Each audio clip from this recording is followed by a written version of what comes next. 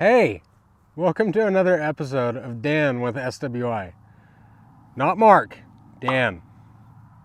This right here is Dan. And welcome to my office.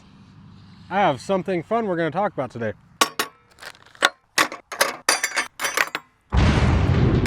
We're going to talk about all of this, what it is, what's good, and what might not be good. So I went to the store and I bought just a generic Cedar gate hinge kit. I went to SWI Cody and I bought a strap hinge for a Cedar gate. This is what we offer at SWI Cody, and this is just a random off the shelf at a big box store. So we're going to talk about the differences between this one and this one. They may look the same, but they're actually not. They're both black, but there is still a lot of differences here. One of the major differences I can see right out of the package, the lag bolts that we get with our hinges are all 100% black. So everything that goes into the wood is already pre-painted. So that way it's going to last a little bit longer, it's not going to rust out, and it's not going to rot off with that tannic acid. Whereas theirs, you only get the head that's painted. I mean, that's a nice look, but there's no coating that goes into the wood for the tannic acid. Well, there's a pane right there. Right as soon as I pull theirs out of the box, I got to build it. So I got to put the pin in. The one you get from SWI Cody, that's already built and ready for install. So I have both of these hinges installed on this gate, and we're going to talk about them. One of the biggest upsides to this particular hinge is it goes all the way across into that gate frame 2x4. It also does the exact same thing in the 2x4 for the fence. So it doesn't just go into the post, and actually this isn't even a wood post back here, it's a postmaster post, it's a metal post. So I couldn't screw into that one if I wanted to. So this goes all the way into this 2x4 versus this one down here. That one just goes, that just barely catches the edge of that post. So over time, that's going to split out and the hinge is going to fall off. I mean, this one's right. This one goes all the way into the 2x4, but we need to go into the 2x4 more over here on this side. So right here, it looks like we went into the post, but since this is a postmaster post, there's a little furring strip on the other side of the postmaster post, which is right here. And that's the only anchor point for this particular type of hinge. And this is the only kind of hinge that I could find at the big box store. They both work, but over time, this one's gonna last longer. This one's gonna outlast that one. If you put one on like this, eventually you're gonna have to pull it off and replace it, move it up, do something. It's gonna cause some problems. Maybe not on the bottom, but definitely on the top. Because as the gate opens, this is where all the weight is. There's not a whole bunch of weight down here, because down here it pushes back to the post, and this one pulls away from the post.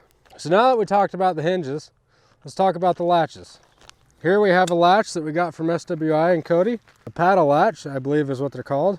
The reason I bought this one is because this one I can open from both sides, just as I can this one.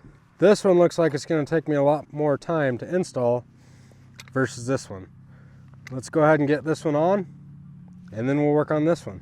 Again, since we're working with cedar, we definitely still want to pre-drill all of our holes. That way we don't end up splitting all of our pickets. The last thing you want to do is build a nice fence and have to pull everything off because you didn't pre-drill a hole. Your pickets are dry and then they split. Always pre-drill.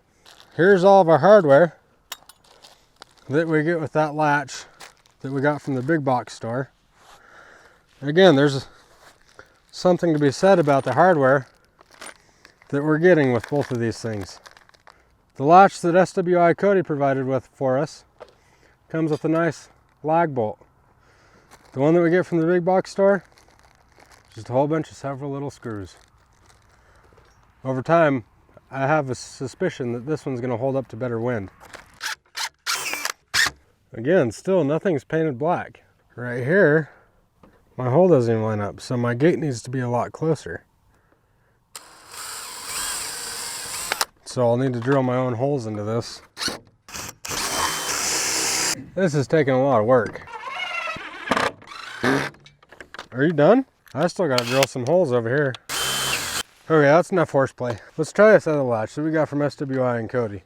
So we're gonna put this right where we want it.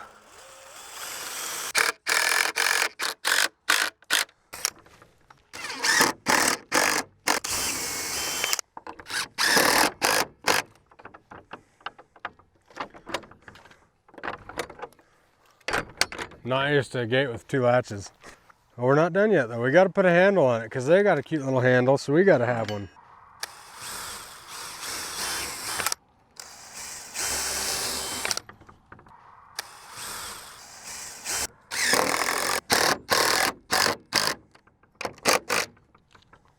So what can we decipher between these two? That one has better hardware with it, a lot better fasteners. This one has more fasteners, but a quarter of the size. This one seems, I mean, it's nice and all, it's great in theory, but your latch, again, little tiny screws, not a big nice latch to latch into. You gotta take that whole thing apart just to mess with it. You have to drill a hole all the way through your gate. This seems a lot less of a pain.